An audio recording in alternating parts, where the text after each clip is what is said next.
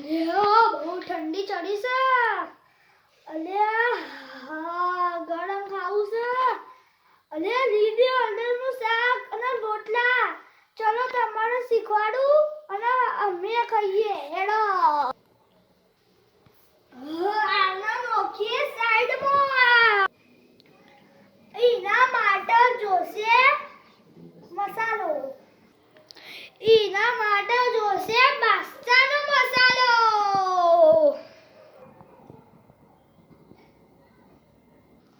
એના માટે જોશે લીલું લસણ.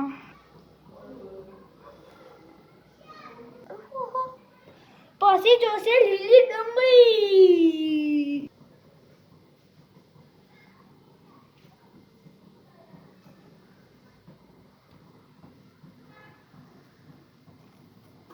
પછી જોશે સૂકી ડુંગળી સમારેલી.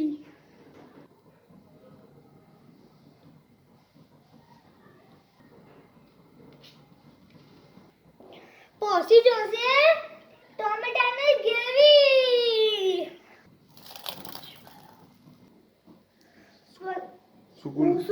સૂકું લસણ લેવાનું.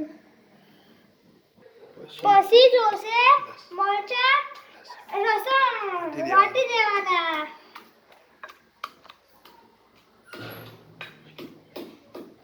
પછી જોશે કોથમીર.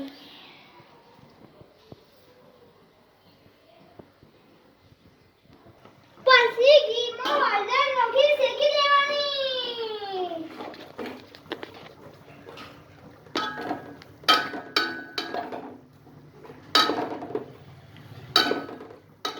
પછી પાછું જોશે આવું આ રીતે આવું શેકતું લેવાનું.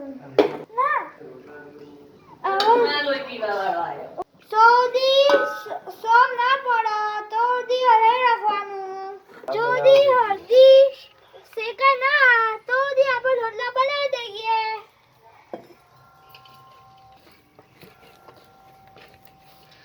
સૌથી પહેલા બાજરીનો લોટ લેવાનો. પછી મીઠું લેવાનું. થોડું પાણી નાખવાનું અને ચોળી દેવાનું. ચોળી રાખવાનું. આ રીતે ચોળી રાખવાનો.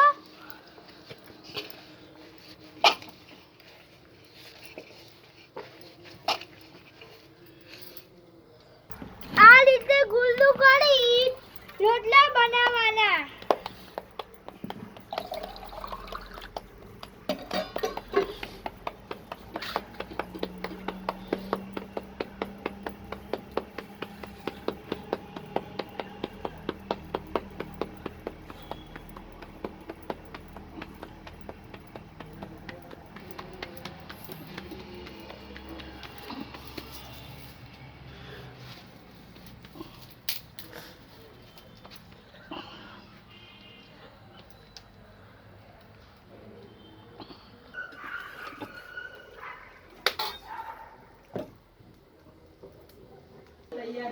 હવે રોટલા તૈયાર ના થાય તો દી શાક બનાવી દઈએ આપણે. કઈ જાય તો બહાર કાઢી નાખવાનું. પછી સિંગ તેલ ગરમ કરવા મૂકવાનું. પછી જીરું નાખવાનું. પછી લસણ નાખવાનું.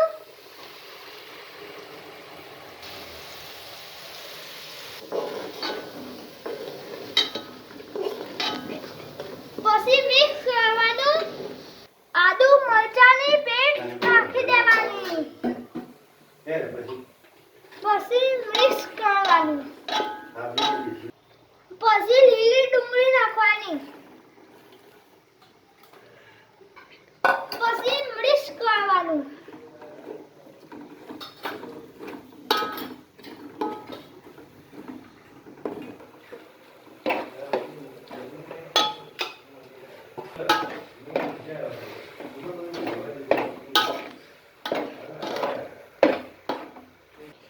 ગરમ મસાલો અને ચાટ મસાલો અને મરચું લાવવાનું. શાકભાજીનું. પાણી બળી જાય તો બધી સૂકી ડુંગળી નાખીએ. પછી ટામેટાની ગ્રેવી નાખી દેવાની. પછી હલાવી દેવાના.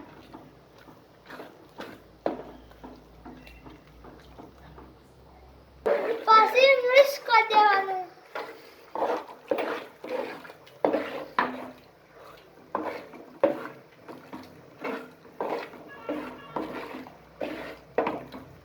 આપણો પેલા પેલી હળદર હતી ને પછી આમાં નાખવાની.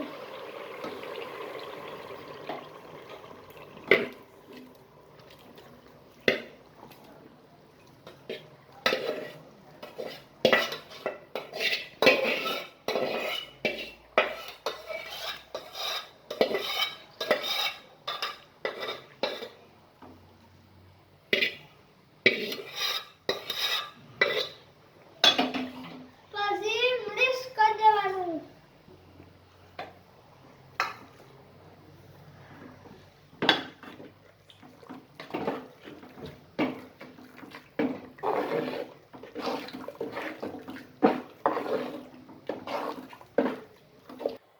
પેલા મસાલા હતા એના આમાં હવે નાખવાના.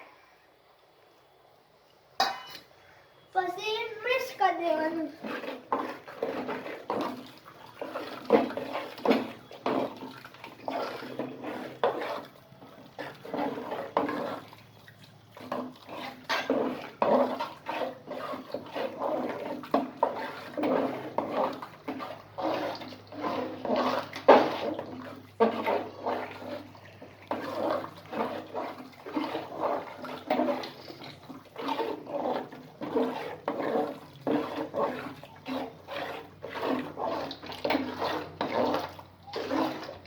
પછી પેલું મીઠું નાખવાનું.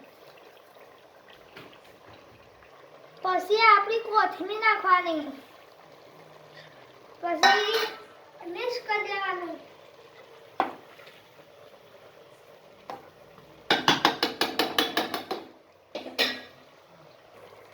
હવે આપણું શાક તૈયાર થઈ ગયું. હવે આપણા બાએ ગરમા ગરમ રોટલા તૈયાર કરી દીધા.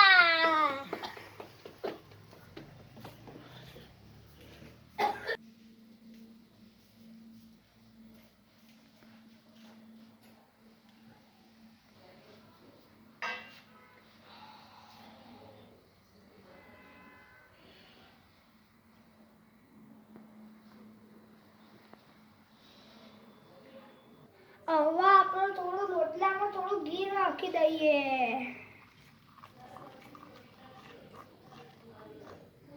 હવે આપણું શાક કેવું બન્યું જોઈએ. હવે આપણે ચાખીએ.